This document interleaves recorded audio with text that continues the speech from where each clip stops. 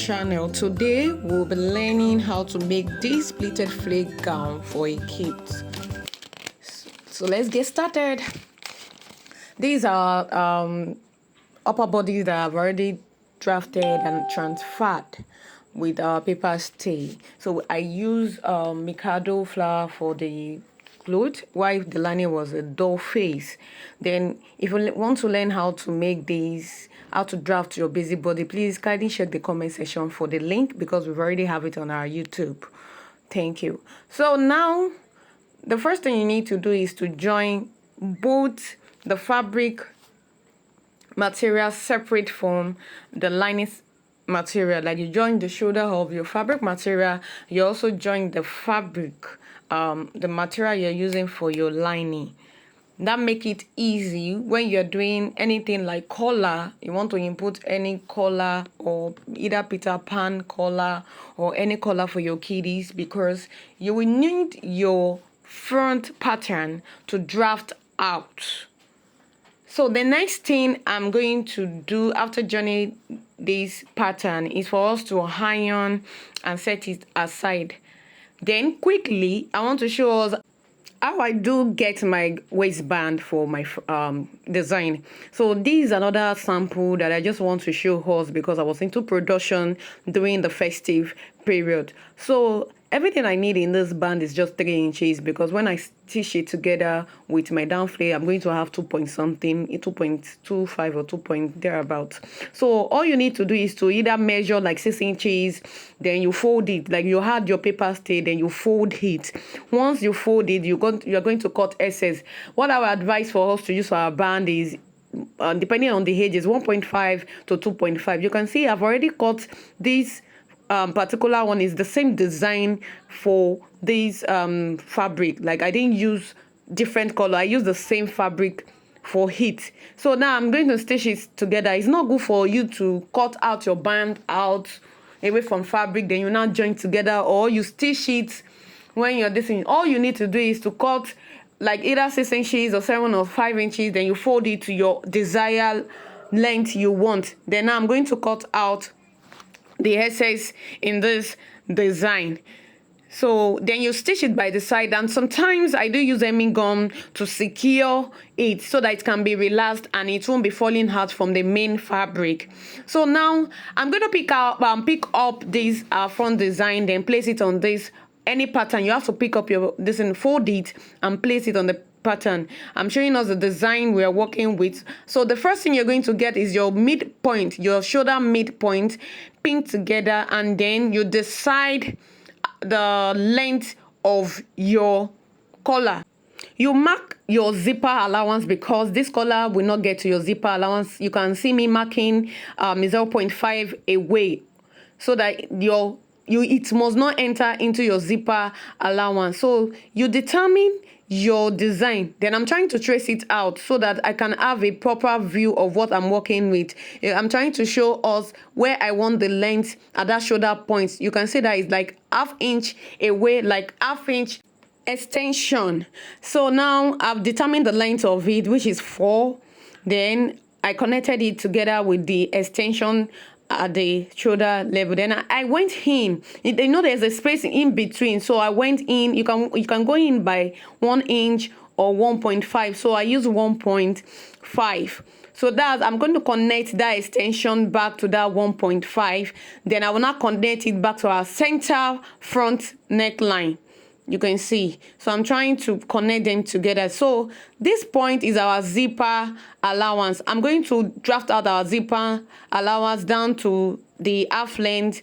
Then also I'm going to go in also by 1.5 and connect like so. You can see what I'm trying to do. So these points we are going to cut out for our collar. Don't forget to label when you're about to cut. You will see me, I'm going to pause and label it, the front, the back, so that it will not, because when you cut it out, it's going to look like the same, this thing. So don't forget, once you cut out this pattern, place it on your fabric for you to see the outlook of it before you now decide either you should go on. You can see me, I'm trying to see if there's any adjustment, which I felt, okay, there's an adjustment at that front part. I love the way the back is, the extension wasn't much, and I saw it that okay, I'm not okay with it. I trim out that excess. The front also, I realized that I need to make some adjustment, that the sharp point is not that sharp enough for me. So I placed the paper and I adjusted it. So it all depends on your desired design which you are working with. So this paper, you take it to your fabric. The fabric I'm using is this blue crepe fabric, and you can see I've already cut it, like I've enhanced it with my paper stay also. So I've transferred it. I didn't add sewing allowance to the neck the neck cut. Then the other one I added just half inch. Then I cut 4 pieces. So 2 pair as one side, and the other 2 pair, you can see I've already turned it. Then I've placed it on our bodies. Then I use lining to cover up. You just need to stitch round just the this thing. The only opening place is the neckline that you will not stitch. So now I've already stitched it together with our lining, like I've torn it. So you're going to use your hemi gum inside so that it can relax. I've already ironed it to relax, so you can see. Now this is the flap part. I'm using this paper as example first. Whenever you want to cut your pleated kissing pleating, we call it bust pleat, there's two major things that is very, very important: the space ratio, then your bust pleat measurement ratio. So the first one, which is the space ratio, is 3 inches. I'm using this as a sample before I'm not cut into fabric, because we need to understand what we're doing before I can cut. So you can see me marking that 6 inches, and this time around I'm marking 3 inches for the space ratio. Then I will mark another 6 inches for the bust pleat ratio. Then it continues that sequence, because your space ratio must be the same thing and your bust ratio must be the same thing, so that you get an even design. So now I'm kissing that 6 inches together to get the midpoint. Then the marking from that 3 points, I'm going to place it where I notched. Then I'll take the other one where that 6 inches end. I'm going to place it on top, beside it, anyhow you want it. So this design is going to form what? This kissing pleating or bust pleat, as we all know it. So I'm going to leave that 3 inches. Then I'll go and meet where I start the marking of that 6 inches, and the end, get the midpoint of it, then kiss it together at the midpoint.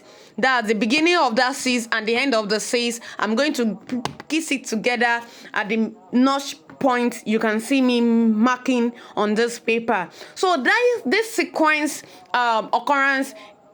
You are going to repeat it till it's going to occupy all your front bodies. So once you have this, then we are good to go. Like almost you understand this very well, you are good to go. So you can try this out on a straight cut, but the one particular one we are doing is a flay design. So once you determine the first thing you need to determine first is how many bust pleats you want for your design.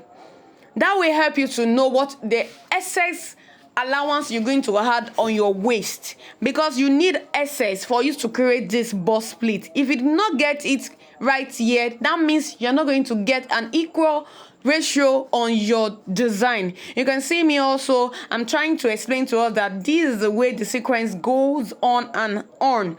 So in this design, I'm going to break it down for us.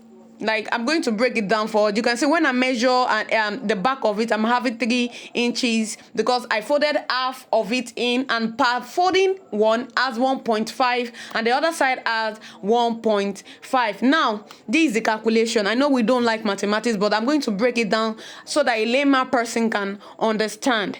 Like I said, calculation. I'm so sorry that I used pencil. I would have used a pen that will be so visible, but I think I tried by showing it to the camera. Now we are going to determine how many bust pleats we are going to have, and I use 7.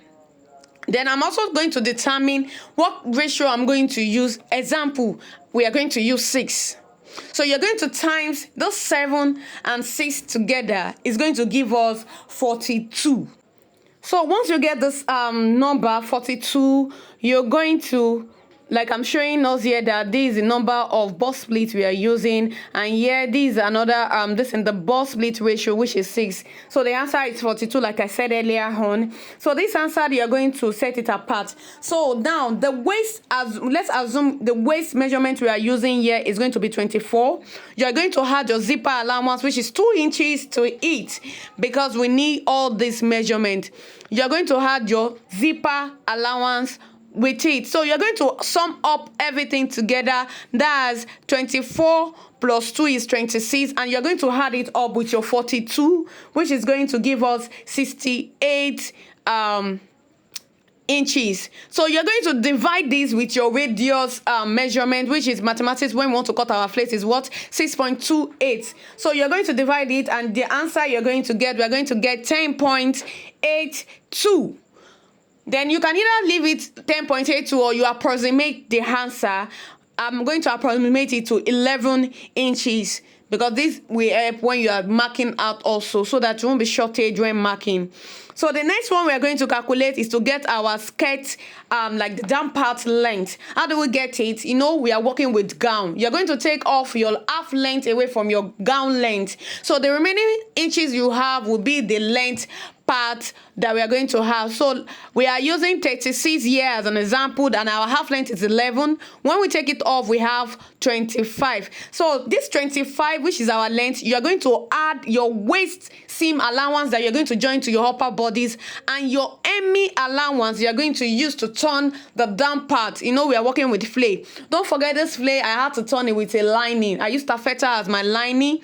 So when you are adding your waist allowance, I'm telling us not to use ½ inch. The least you can use is 0.75, so that you can join them together conveniently. You know, sometimes it can be bulky. While the down part, you can either use the 0.5 or the 0.75. But here I use for the waist joining, I use 0.75, and for the hemi part I use is 0.5. So I'm going to add it up to our 25. So we are going to sum it up together, and we're going to have 26.25. So you can either also leave it or approximate it to 26.5. So all these approximation, when you are marking, you still mark the right thing. So now you're going to pick up that 11.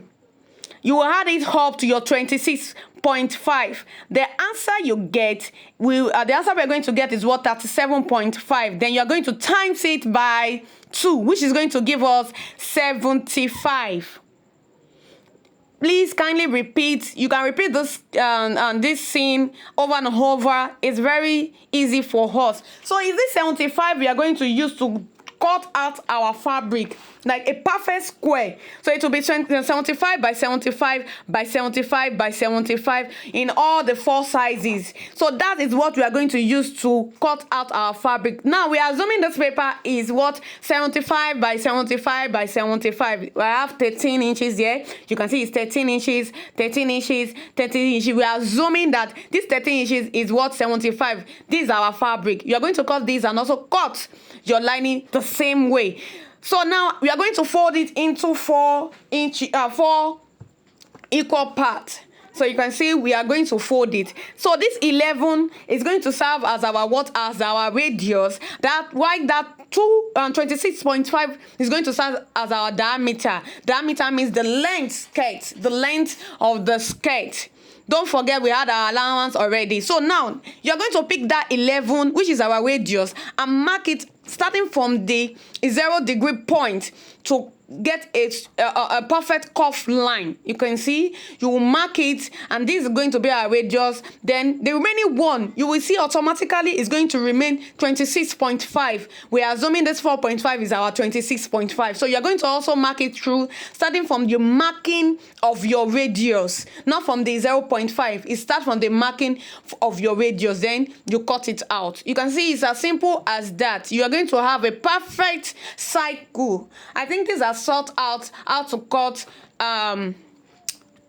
our Essex for our bust pleat, because when we open, you're going to have our Essex. We have two ways of calculating it. This is one of the method, and the other one I'm going to show us why we are working on the fabric. I think I use the second method, but this is the best way I can explain this for us so that we can understand it perfectly.